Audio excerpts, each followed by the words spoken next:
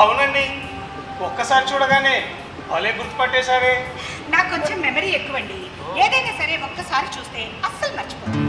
నాకు మెమరీ చాలా తక్కువ అండి. ఏ విషయానైనా వెంటనే మర్చిపోతుంటాను. క్వైట్ ఆపోజిట్ కదా. యా. నిన్న మేము మా ఫ్యామిలీతో మూవీకి వచ్చాం. అక్కడ మా చెల్లెలు జ్యోతి మిమ్మల్ని పరిచయం చేయగానే వావ్, ఎవరి స్టన్నింగ్ బ్యూటీ అనుకున్నాను. నిజం చెప్పమంటారా, అసలు నేను సినిమా చూడలేకపోయాను. ముందు రోలో ఉన్న మిమ్మల్ని చూస్తూ ఉండిపోయాను. ఇంటికి వెళ్ళానన్న మాటే కానీ మీరే గుర్తొచ్చారు. నైట్ నిద్ర కూడా పట్టలేదు. నేను అంత భయంకరంగా ఉన్నానా? నోనో, అందానికి అందం అనిపించేంత కాదు కాదు, అందమే అసూయ పడేంత అందంగా ఉన్నారు. Thanks for your compliments. ఇది కాంప్లిమెంట్ కాదండి, కంప్లైంట్. తెలుసా? కంప్లైంటా? కాదా మరి? కళ్ళు మూసినా తెరిచినా మీరు ఇలా ఎంత అందంగా పుట్టి అబ్బాయిల గుండెల్ని గిలిగింతలు పెడుతూ గుర్రాల మనస్సులో ప్రేమ జరుపు పుట్టిస్తున్నందుకు మీ మీద కేసు పెట్టాలి. తెలుసా? విజయ్ గారు చూసారా, మీరు ఆ పేరు పిలుస్తుంటే నా చెవుల్లో అమృతం పోసినట్టుంది. మీ వయసు ఎంతండి? 29. మీకు తెలుసా, అసలు నాకు 29 ఇయర్స్ అంటే ఎవరు నమ్మరు. అది నేను అంటుంది. ఎవరికి తెలిసినా తెలియకపోయినా మీ వయసు ఎంతో మీకు తెలుసు కదా. కాస్త వయసుకి తగినట్టుగా ప్రవర్తించండి. మరి టీనేజ్ కుర్రాళ్ళ మాట్లాడుతున్నారు.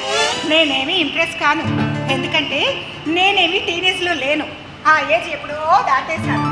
ఈ తొలి ప్రేమలు, లవ్ ఎట్ ఫస్ట్ సైట్లు, అందంగా ఉన్నావని పొగడ్డాలు, ఇలాంటి వాటికి నేనేం పడిపోను. అనవసరంగా నన్ను ఇంప్రెస్ చేయాలని టైం వేస్ట్ చేసుకోకండి. అవును, మీకు పెళ్ళయిందా? వాట్?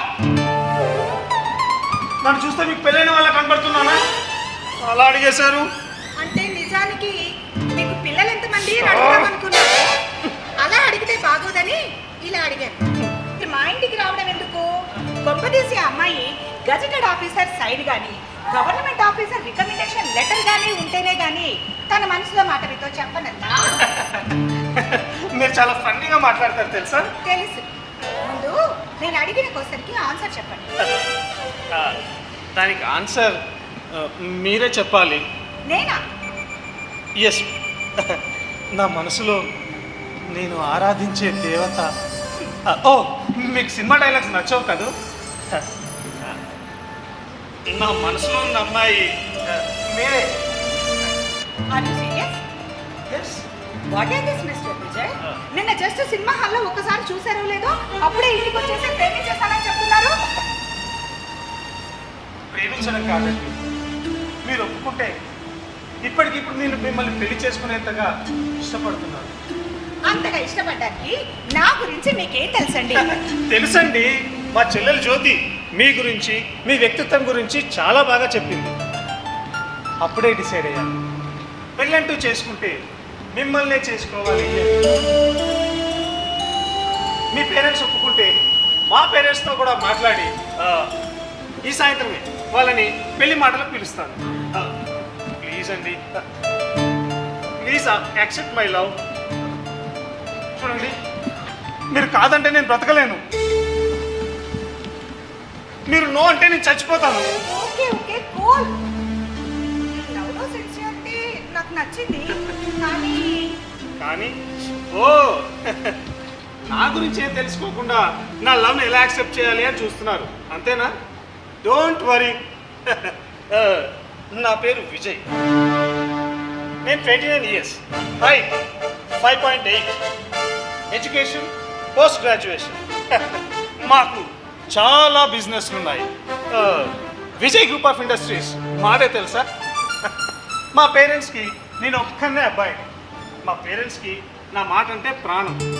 నాకు నా మాటకు అసలు ఎదురే చెప్పరు. తెలుసా? ఓకే, మరి ఇంత బ్యాక్గ్రౌండ్ ఉన్న మీకు ఇంతవరకు ఏ గర్ల్ ఫ్రెండ్ లేదా?